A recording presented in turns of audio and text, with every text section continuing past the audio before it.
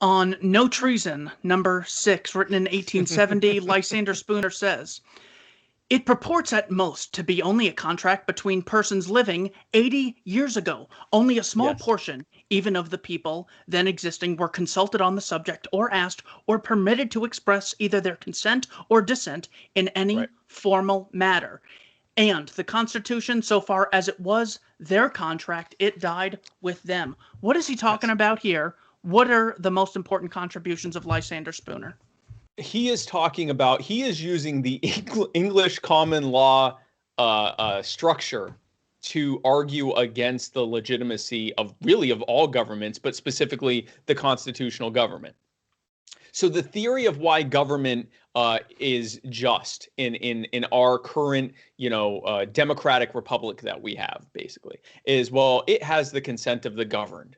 That's what makes it just. Like, if you really try to drill down into the basics of why we should even tolerate people taking from us against our will and telling us how to live, it's, well, once you get past the pageantry and the badges and the medals and the marble buildings and the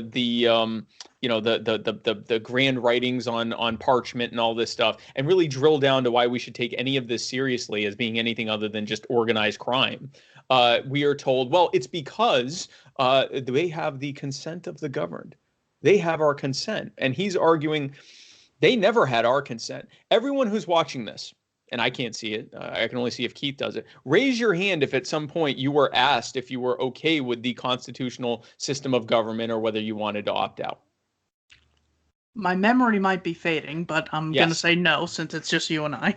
Yes, and I doubt anyone else did either, unless you actually, and even for those who, because I've had people say, well, I swore to uphold and protect and defend the Constitution when I joined the military or when I ran for office. I go, okay, did they ever give you a chance to opt out of it? And I don't mean opt out of swearing in to protect and uphold it, but opting out of living under its rule.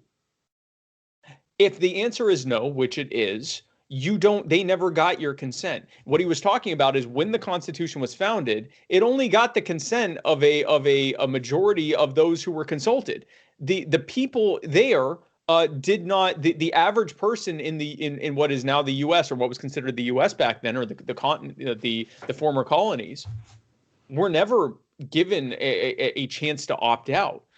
They were never allowed to do that. At best, they were allowed to elect politicians who were then able to decide whether or not they wanted to ratify the thing. But that's different from being able to opt out from all of it. And the reality is, back then, only white landowning males were even able to vote. But even if everyone was able to vote, even if every single person, including the slaves, were all allowed to vote on whether or not they wanted to have it, only those who voted for it would have been able to say that they had their consent. Anyone who voted against it, it was forced into it. Now, let's go even further, Keith. Let's say that 100% of every single human being in the colonies, including the natives, voted in favor of the ratification of the Constitution. All of them. Every single one. There wasn't a single dissenter. Everyone read this document and went, my God, that's the best thing I've ever seen. Where do I vote? Yes, yes, yes. Okay? They're all dead. Their children are all dead. Their grandchildren are all dead. Their great-grandchildren should all be dead. We are many, many, many generations removed from the people who, as we know, the vast majority were never even consulted. But even if every single one of them had been consulted and in their totally informed, uncoerced state, they said, yes, I want this, it still wouldn't speak to you and me. We did not consent to this system. And if anyone other than government tried to tell you that you had to live under an agreement by them, by virtue of the fact that you were born within their presumed jurisdiction, they would go to jail for racketeering and extortion and threats of violence and, and Ponzi scheming and a myriad of other things, because that's blatantly false. Using their own legal framework, it is false to say that anyone has consented to this. We were never given an option. Consent only exists if you are allowed to say no. We often say the difference between working for someone and slavery is having the option to say, I don't want to do this. The difference between consensual sex and rape is saying I don't want to do this. The difference between paying someone and being robbed by someone is the difference, or giving to someone or being robbed by someone is the difference whether or not you are allowed to say I don't want to give this to you. If you're not being told that you have an option to opt out, not leave, but stay where you are and opt out and live as you see fit, harming no one else, then you did not consent. And there is no consent of the governed when an opt out isn't given. Exactly. Frederick Bastiat said, if every person has the right to defend, even by force, his person, his liberty, and his property, then it follows that a group of men have the right to organize and support a common force to protect these rights constantly. Thus, since an individual cannot lawfully use force against the person, liberty, or property of another individual, then the common force, for the same reason, cannot lawfully be used to destroy the person, liberty, or property of individual groups. So if you have a security force, make sure you've only delegated rights to them that you yourself have. That's what I love about Bastiat. What is your favorite thing about Frederick Bastiat and his book, The Law, written in what, 1850? It was published in 1850. It was written sometime around the 1840, the French Revolution. So it was believed that it was written between like 1845 and 1848. I love Bastiat, or I love The Law because can you just show them how thin that book is? It's such an easy read. You can read it like it's like you can read it on the bathroom. Your legs might be a little numb when you get off the toilet, but like you can. This is the new edition with Walter Williams's forward, so it's thinner than this. Yeah, it's thinner than that. Just the basic without. Usually, it has at least one or two forewords to it, just to give it a little bit of something to it, because it's such an easy read. It's such a quick and easy read. And one of my other favorite quotes from it, and I always mess it up, is the delusion of the day, or this is the delusion of the day, the idea of enriching all classes at the expense of one another. Like basically you're grouping people up, you're making them fight each other, and then you're convincing each one that you're going to rob everyone else to give them something, when reality is you're just robbing everyone and skimming from some of the top. What I like about the quote that you said is it really speaks to the core of what we talk about. John Stossel did this once to a congressman or a senator. He said, "Do I have the right to or do you have the right to rob me?" And he said, "No." And he said, "Do you and I have the right to go and rob someone?"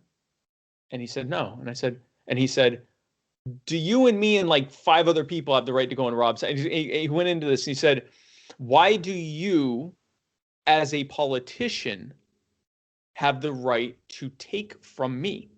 And he said, "Well, because the people have bestowed the power to me." And he said, "So then I don't have the right to rob you, but I have the right to empower someone else to rob you." And he started, "Well, our system is blah, blah, blah, and we'd have anarchy with that." If you don't have the right to do something, then you don't have the right to do it. And you sure as hell don't have the right to tell someone else to do it. Imagine if it were legal to hire a hitman. Well, you didn't kill him. You just bestowed that right onto someone else. That's our social contract, Keith. That's essentially what we have. That is the justification of government. And again, I am more than happy to work with minarchists, constitutionalists, people of all political stripes on working to dismantle authoritarianism and to put power back in the hands of the people. So this is not a hill I wish to die on in terms of libertarian circles. There are some of the greatest activists that are in our party and our movement are minarchists. So Jacob Hornberger. Jacob Hornberger. I mean, so perfect example. When I was knocking on doors in housing projects, guess who was right next to me? Really? Jacob Hornberger. Yeah, he was there with me in 2 of the times that we did it. So, and Justin Amash is an incredible minarchist. There are many incredible minarchists in this party and in this movement, and I certainly don't want to disparage them or anything like that. But let's be very clear about this. If you don't have the right to rob someone, if you don't have the right to impose your will on someone else, then you do not have the right to empower someone else, or you can't delegate something you don't have. So you can't delegate theft, extortion, kidnapping, murder. You can't delegate these things to a different group and to someone else or to some other group. Any manifestation of government has to have some level of coercion and theft and control, or else it's not a government. It's a voluntary community group. Like it's not, or at least it's not a state. It might be a form of government, but it's certainly not a state. A state has a presumption that this is our set of standards and you have to comply with them. And it doesn't matter if you like it or not. You simply have to. The most that you can do is participate in some electoral system we create for you to put the people in charge to decide who controls those levers, but you can't actually dismantle the levers because that's treason. Okay. So, which is why Lysander Spooner's book is called No Treason, because if there's no moral justification for the thing, then there is no treason to it. There is simply the refusal to comply with it.